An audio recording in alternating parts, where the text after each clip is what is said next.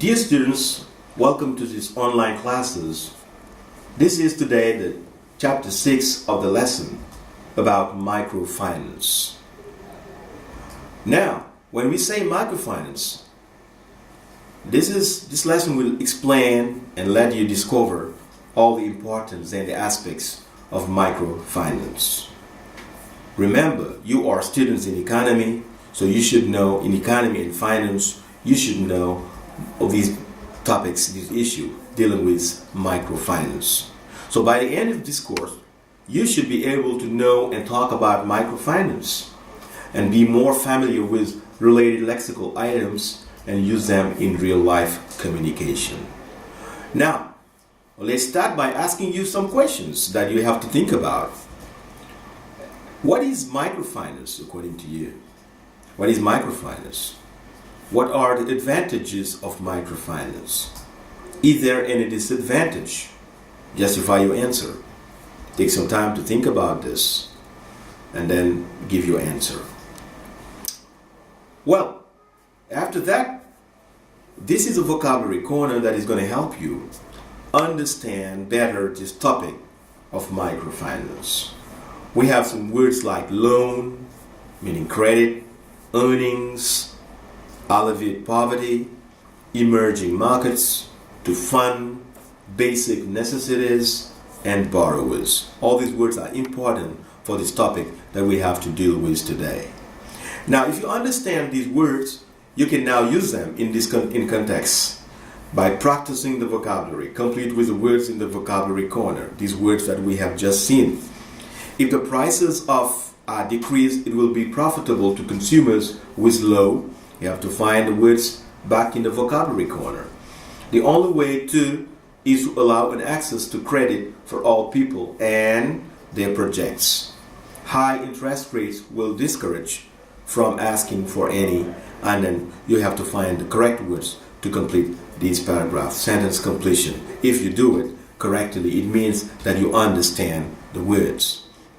Now, in reading, let's go to discover one non-profit organization, which name is Kiva, and which is working hard to help women have access to credit. So Kiva serves borrowers in more than 80 countries on 5 continents. We are headquartered in San Francisco with offices in Nairobi and staff stationed around the world. We also have incredible volunteer fellows working in the field throughout the year.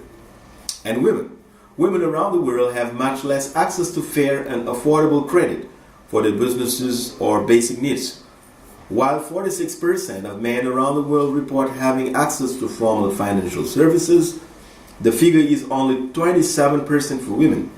Support women starting businesses, going to school, leading their communities, and building strong families. This is the objective of Kiva, to help women, to better help them have access to credit.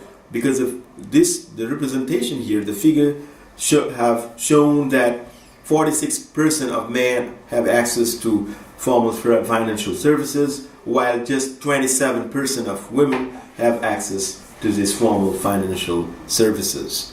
So we have an example of this important help that Kiva, this non-profit organization, is giving to women. And this example is this beautiful story of Sarah Jean. Sarah Jean is the name of that beautiful lady that you can see here, is a woman who's working hard to develop her own business. And she has got a loan of $1,075 that helps her to buy ingredients to expand her business and improve the profitability of her business. Now, read Sarah Jean's story and you understand how interesting and how beautiful it is for microfinance as from Kiva to better help women develop their own business. So after reading this story, we're going to go for a multiple choice to check your understanding of the story. First of all, Kiva serves in more than 80 countries. Workers, farmers, borrowers. What's the right word? You have to take the right word to complete this sentence. Kiva is in San Francisco. You have managed, headquartered, found. 3, women around the world have much less to fair and affordable credit for their businesses or basic needs. You have to choose between money, access, and loan. 4, Sharaf Jones' business is A, selling food, making juice, or transforming fruits. 5, Sharaf Jones asked for the financial assistance of Kiva in order to transform fruits, expand her business, or open a new business. You have to find the right word to complete these sentences. If you do it correctly, it means you understand the sentence. Now, here we have now some articles. We're going to have 2 articles. Article 1, the title of Article 1 is Microfinancing in Developing Countries, a Way Out of Poverty. The second article title is Microfinance Delusion, Who Really Wins? So if we can see from these 2 articles that there are differences, the 2 articles are having a different perspective, a different understanding of microfinance. From the title that you can see, Microfinancing in Developing Countries, a Way Out of Poverty, and then the Microfinance Delusion, Who Really Wins? So you take your time to read these 2 articles, and if you understand it, you're going to go and compare it. So the task will be to compare these 2 articles about microfinance, starting as follows. The first article indicates that you give exactly what the first article indicates. However, when you say however, it brings a difference. Means that the 2 articles are dealing with different things. They have a different opinion of the topic. However, the second article shows that, and you indicate what the second article deals with. Now, when you finish this, you will translate this passage which is also about microfinance, and which have all the vocabulary about microfinance. It turns out that microfinance usually ends up making poverty worse. The reasons for this are fairly simple. Most microfinance loans are used to fund consumption, to help people buy the basic needs they need to survive. In South Africa, for example, consumption accounts for 94% of microfinance use.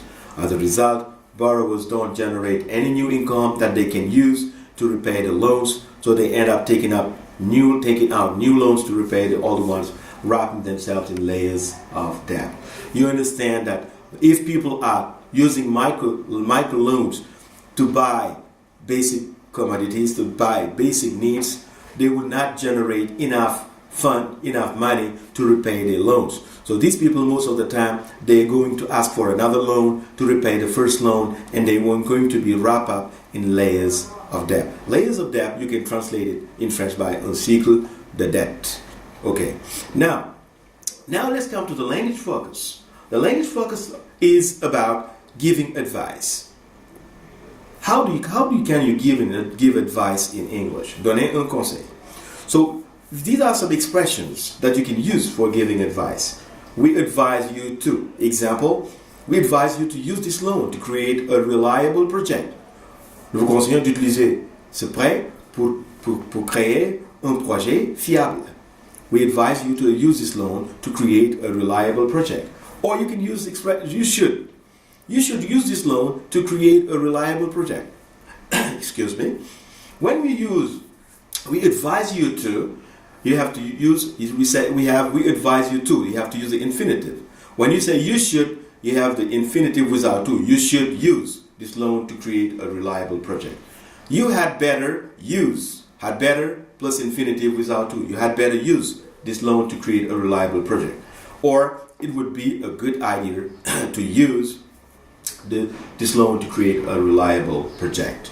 Or you shouldn't use this loan to buy basic commodities. This is what you shouldn't do. You shouldn't use this loan to buy basic commodities, meaning use this loan for consumption, because if you do it, you will not have fund to pay back your loan. These are examples of giving advice. Now you understand it, we're going to go for practice. Okay? And this is a communicative situation for you that you can use to write about advice. An association of women have a project and need a microloan to fund their project. You, as a group of experts, give them advice about how they can use the money they borrow. Use the following expression to write sentences. We advise you to, you should, you had better, it would be a good idea to, you shouldn't. So you guys have to make 5 sentences, 5 good sentences to give advice to these women as experts. That's all for today's lesson. Thank you to you, and to you next time.